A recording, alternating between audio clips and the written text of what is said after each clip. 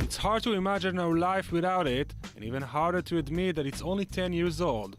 Today, Facebook, the most influential social website of all, celebrates a decade since its first launch.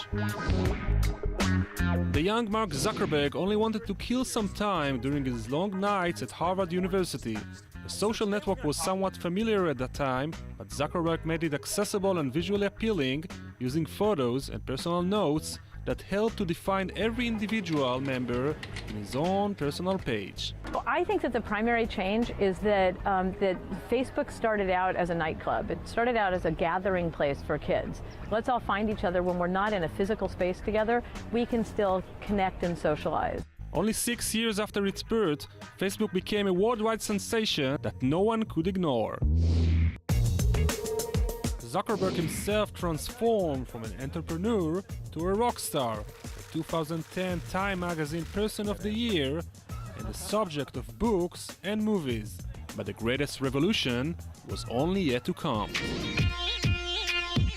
Perhaps it's too easy to link Facebook and other social networks to the Arab Spring, the Occupy movement, and other upsprings that appeared over the last few years.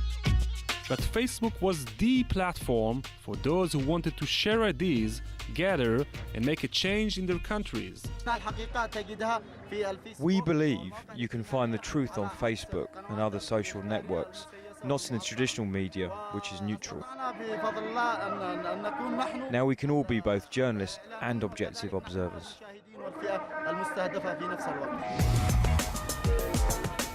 In 2012, the company held its initial public offering in Nasdaq, and the stock set a new record of 460 million shares trade in the first day. But over time, Facebook has disappointed its investors. Today, with 1.23 billion users, it's hard to avoid the phenomenon that's called Facebook.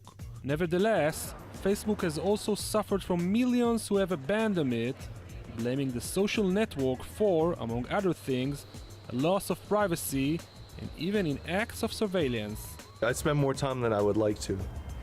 And yeah, sometimes you mindlessly follow certain things and you're like, why, this is not interesting. I should be reading a book. Does Facebook connect us or separate us from the world? How will it affect the lives of the millions who grew up under its influence? And with so many friends, why are we still alone?